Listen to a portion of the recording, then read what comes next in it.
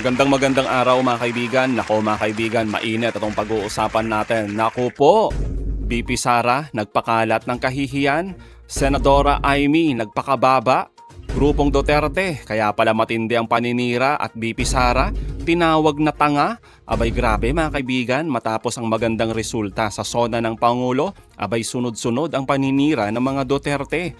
Matapos kasing batikusin at mapahiya sa buong mundo na isang vice presidente walang alam sa isyu ng Pax Silica. Abay ngayon naman nagpakalat na naman ng ka-fake newsan ng ating vice presidente at sinugundahan naman agad ito ni Senadora Amy. Kaya naman binira ang kabalbalan ni BP Sara at ang Grupong Duterte.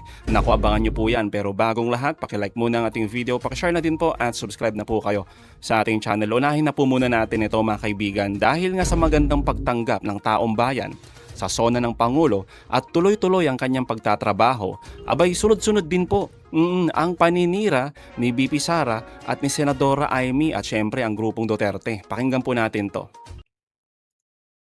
Sino kaya ang umano'y impakta sa Malacanang sa pagkondena ni Senator Amy Marcos sa ICC at pagpanig sa panawagan ng Amerika laban sa korte? Tila pasaring kay Palace Press Officer Claire Castro ang panibagong tirada ng presidential sister. Yang ICC, nasa ICU na. Intensive care unit? Oo, naghihingalo. Tapos meron pang ICC sa Malacanang. Anong ICC sa Malacanang? ICC, Impact ang Care. Uy, Sagot naman ni Yuse Castro, kung sa tingin daw ng senadora ay impakta ang lumalaban sa fake news, baka mas angkop daw na larawan para sa salitang ito ang nasa video. Kung sila ang nakapag-describe ng ganung salita, alam nila kung ano ang ibig sabihin nito, alam nila ang description ng salitang impacta. It takes one to know one. Dagdag pa nito, hindi siya sanay sa ad hominem at ang korona ng pagiging impakta wala raw sa Malacanang kundi na sa Senado. Hindi natin kayang agawin ito mula sa kanila. Wala ako sa kalingkingan ni Senator Amy para sa ganyang klaseng description. Sila ay nasa maximum level. Tutol din ang Malacanang sa manifestation ni Senador Rodante Marcoleta na payagan sila ni Senador Jinggoy Estrada na lumahok sa impeachment trial dahil isa raw itong special treatment. At sa pahayag ni VP Sara na waste of time lang ang SONA, sagot ng palasyo, ang tunay na waste of time ay ang pagsagot sa mga pahayag ng bise na wala namang basihan. Tugon naman ng palasyo sa mga nagdududa sa pangako ni PBBM nitong nakaraang SONA, ang mga tumataas ang kilay ibaba na dahil lahat daw ng ginanais ng Pangulo ay para sa ikabubuti ng Pilipinas. Totoo naman, di po ba mga kaibigan? Kaya nga yung mga katulad nila Mayor Isko Moreno, di ba? Mayor Lenny at iba pang mga mayors mga kaibigan. Kalaban niya dati yan sa politika. Noon po yan. Pero para sa bayan mga kaibigan, dapat tulong-tulong, di po ba? Pero yung katulad nila Amy, nila Sara Duterte at Grupong Duterte, patuloy po yung paninira at pagpapakalat ng kabalbalan dahil nga sa magandang pagtanggap ng taong bayan sa SONA ng Pangulo. Hindi ata matanggap mga kaibigan ng mga alipores ni Sara Duterte. Oo, lalong-lalo na mismo ang ating vice presidente. Lalo na ngayon mga kaibigan. Lalo na ngayon. Eto. Dahil nga sa nagmukhang bubita. Mga kaibigan, no, alam naman ng lahat yan. No, na nagmukhang walang alam ang ating vice presidente sa usapin ng Pax Silica. No? Nakita po yan ng buong mundo. Nakakahiya po yan. Di ba? Ngayon mga kaibigan, heto ata yung ginagawa nila ngayon. Nagpapakalat sila ng naratibo para sa damage control. Di ba? Damage control mga kaibigan. Ang pinapakalat nila ngayon ay puro ka fake newsan. Galing mismo mga kaibigan sa bunganga ng ating vice presidente. Pakinggan po natin to. Ang ICC ay tuta ni Trillanes at ni Marcos. Yun.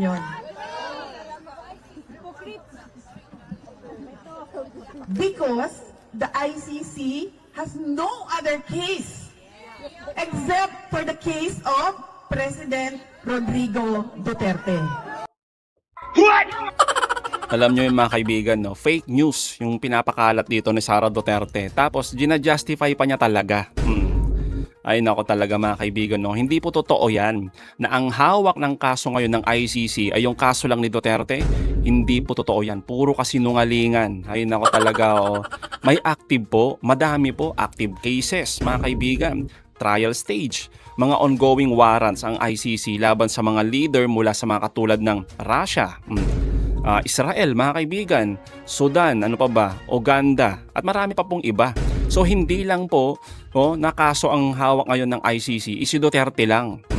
Kaya yung sinasabi dito, mga kaibigan, ni Vice Presidente sa harap ng media, sa harap ng kanyang mga supporters na gullible, no, ng mga DDS, na iisa lang ang kaso ng ICC, malaking kasinungalingan po yan. Ay nako talaga, oo. Ang tindi. And they found what? And they found Marcos, Trillanes, and money.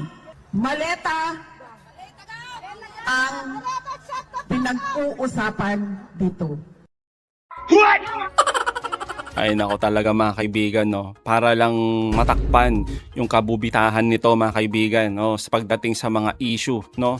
Lalong-lalo tungkol sa Paxilica na hindi niya alam, ito yung pang-control damage nila, mga kaibigan. Magpakalat ng kung ano-ano. Huling-huli, mga kaibigan, yung mga ganitong naratibo nila.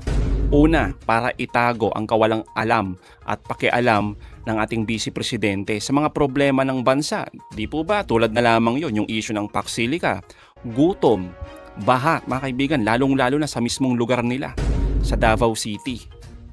Wala ata siyang pakialam, mga kaibigan, no? Nasa The Hague pa rin siya. Oo.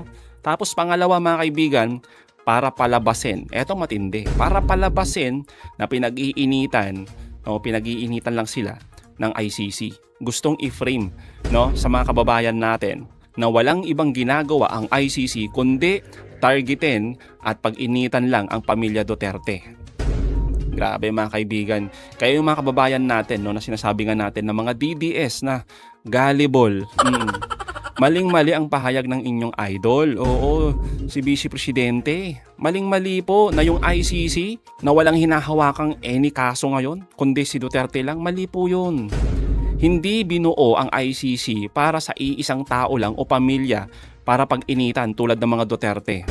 Ay nako talaga, na sinasabi pa nga ng marami, mga kaibigan, no, na utak kriminal talaga ang mga Duterte. Dahil nga sa dami nilang alam tungkol sa hitman, gunman, na napakamura lang, sa abot kayang presyo, kaya mo nang magpatumba ng kahit sino. Pakinggan po natin to. Because gun violence is so common in the Philippines. Common. I have a husband. My husband has a mistress. I can hire a gunman for 5,000 pesos to kill the mistress.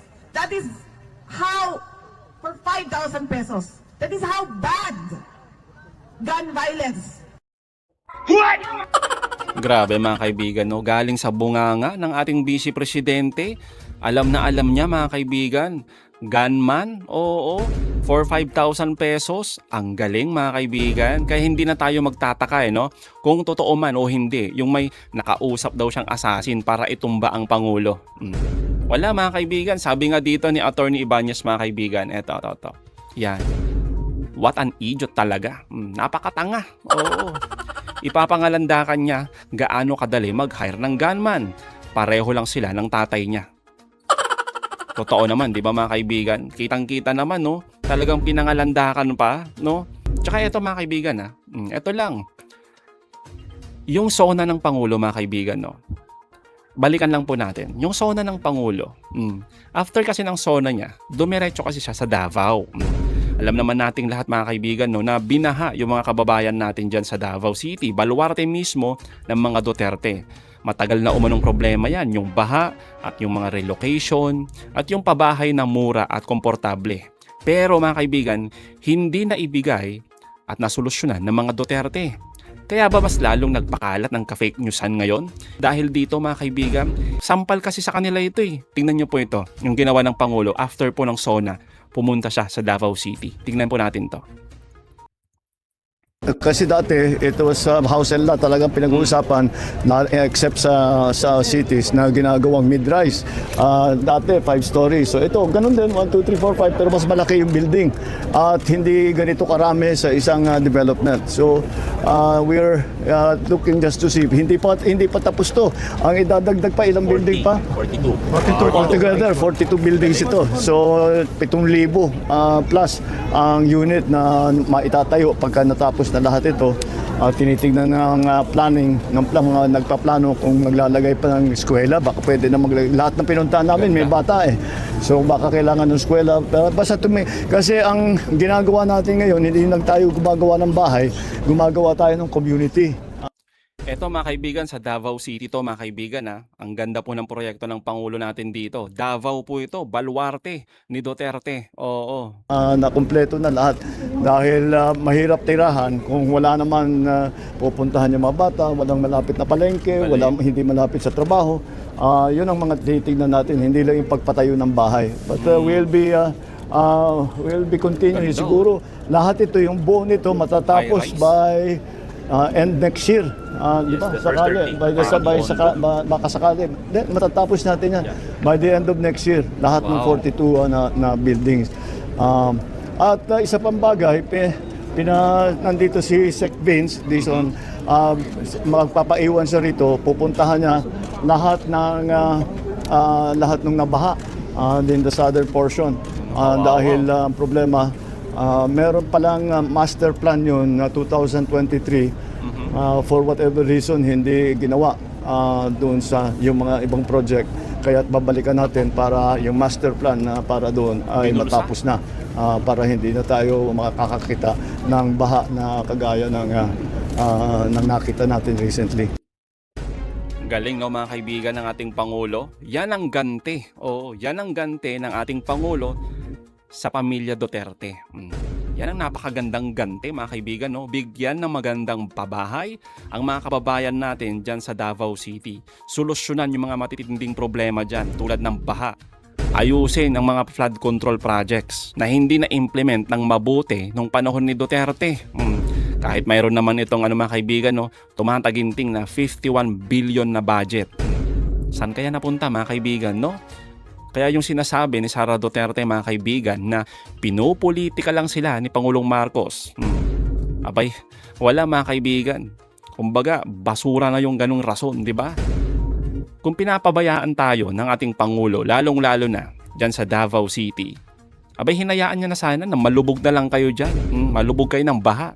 Pero hindi po ganun ang Pangulo. Kaya nga magkasundo ngayon mga kaibigan, di po ba? Ang Pangulo, sina Mayor Isko, sina Mayor Lenny, dahil inuuna nila yung serbisyong totoo sa ating kababayan. Kung may politika lang naman mga kaibigan, konti lang naman yun, di ba? Yung politika, kasi natural lang naman po yun eh. Pero yung bangayan, tulad ng ginagawa ng pamilya Duterte sa ating Pangulo, wala ho. Yan po yung politika talaga. Wala silang pakialam sa kanilang mga kababayan. Kitang-kita naman mga kaibigan, no? Ito na lang, baha, kaliwat ka ng gutom, di ba? Kawalan ng trabaho. Pero anong ginagawa ng ibang mga leader natin? Ayun, mga kaibigan, nagtatravel. Di ba? Hindi yung binabaha na nga yung baluarte nyo, nasa ibang bansa pa kayo. Inuuna ang personal at politika nila, mga kaibigan. Tulad na lamang nito, mga kaibigan, no? Eto, yan. Si Cayetano, di ba? Political prisoner daw si Jinggoy at Marcoleta, kung ano yung pinapakalat na lang mga kaibigan. Kaya naman heto, ang matinding buwelta ng palasyo sa grupong Cayetano at itong paninira ni Sara Duterte. Pakinggan po natin to. Senator Marcoleta and Senator Jinggoy, Political prisoners I daw think. po. Yes. he just said, I think. I believe. Oh, I believe. Kung yan po ang kanyang paniniwala, hindi naman din po siguro to ang paniniwala ng Sandigan Bayan. Iba ang kanyang pananaw, iba rin naman ang pananaw ng mga korte. At sinasabi niya, dapat ay ma-bail out sila or mabigyan ng pagkakataon na mag-post ng bail.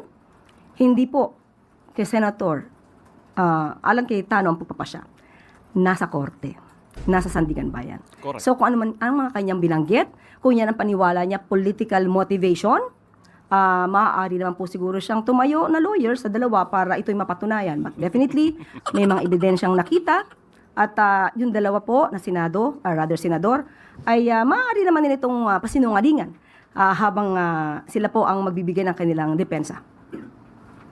Yusek Claire, mapunta naman po tayo kay Vice President Sara Duterte.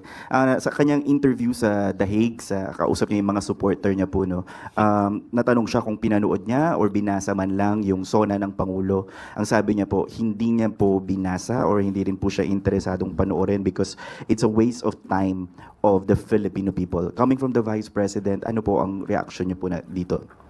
Ano po ba ang nangyayari sa isang tao kapag hindi po inaalam ang sitwasyon ng kanyang bansa, kung ano ang programa ng Pangulo? Walang alam. Sino man. Hindi tayo nagpapatungkol in particular sa sino mang tao.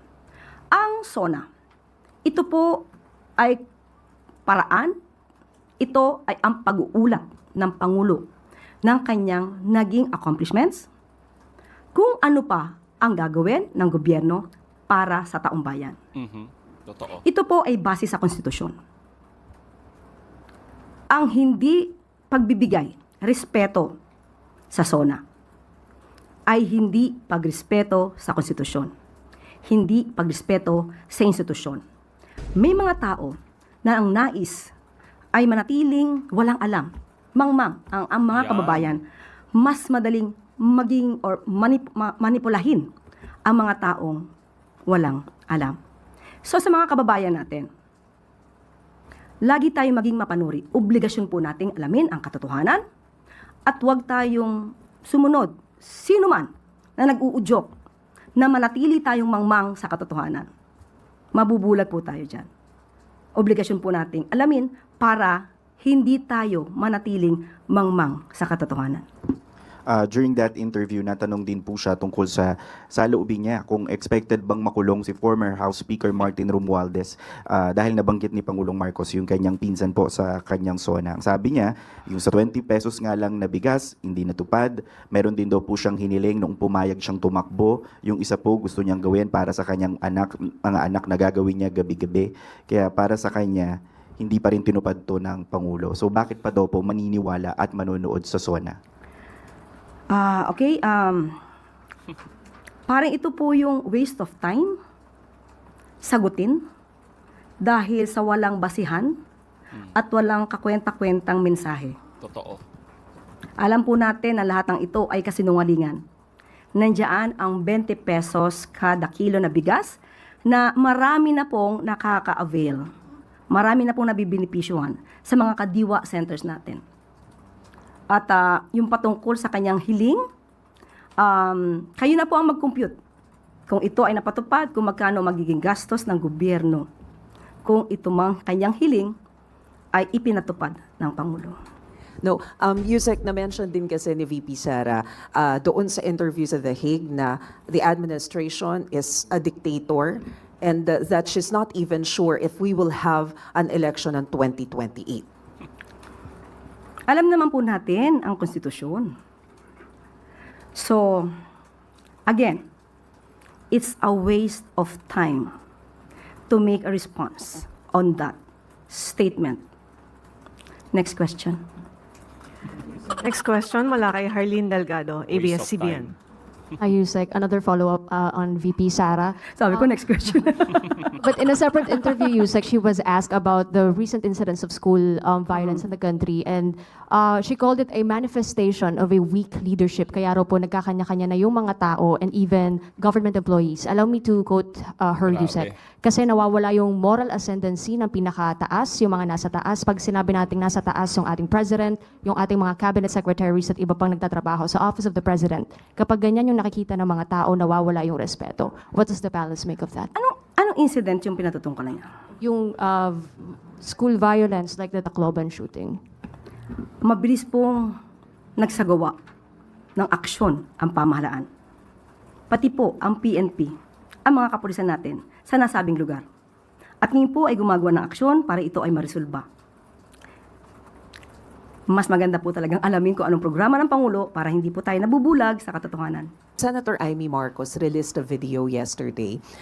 Doon sa video, sinasabi niya na ICC is in trouble dahil nagsalita na ang US. And at the same time, she mentioned na merong ICC dito sa Malacanang. She did not finish the meaning of the acronym ICC in Malacanang. But after watching the video, do you feel that she was referring to you? What do you want to tell to the senator? I just want to know, what do you feel? Kasi you're asking me that question, so it seems na ang ICC na binabanggit nila, you believe na ako yon. Tama? Yes. I just want to know. Correct, right? Oo. Okay. Ang ganitong salita, can you just say ano yung word na ginamit? I watch it, but I just want to hear it from you. Well, based on the video, they said na I refers to Impacta, but they did not finish the meaning of the whole Meron act. lang, yan, okay. Yung ganong salita, hindi ko kasi siya sinasabi, hindi ko siya nababanggit. Kaya Maricel ko na pinabanggit. Hindi ako sanay sa mga ganong salita. Hindi ako normal na nagsasalita ng ad hominem sa kapwa ko. So, kung sila ang nakapag-describe ng ganong salita, alam nila kung ano ang ibig sabihin nito, alam nila ang description ng salitang Impacta. It takes one to know one. Kaya kung sila ay affected sa aking mga nababanggit dahil tayo kumakalaban sa fake news at iyan ang kanilang pananaw, isang Impacta ang kumalaban sa fake news. Sino ngayon ang naglalarawan ng totoong Impacta? Yung gumawa ng video, yung kasama sa video, yung nag-direct ng video. Yun ang masasabi nating totoong naglalarawan ng salitang yan. Totoo. At huwag silang mag-alala. Ang corona ay nasa kanila. Na kay Senator Amy at sa mga grupo nila. At hindi natin kayang agawin ito mula sa kanila. Wala ako sa kalingkingan ni Senator Amy para sa ganyang klaseng description. Sila ay nasa maximum level. Well, mga kaibigan, kitang-kita naman natin, no, yung pagiging reyna ng ka-fake newsan. Lalong-lalo na itong si Baba Amy at itong ating VP Sara Duterte. Kung ano-ano yung mga pinapakalat na mga kabalbalan, kahihiyan at kung ano-ano pang mga kaibigan paninira sa ating gobyerno at sa ating Pangulo. So mga kaibigan, anong masasabi nyo patungkol dito? Comment down below. Again mga kaibigan, huwag niyong kalimutan, i-like at i-share ating mga videos. Hanggang sa muli, kita-kita ulit tayo mga kaibigan.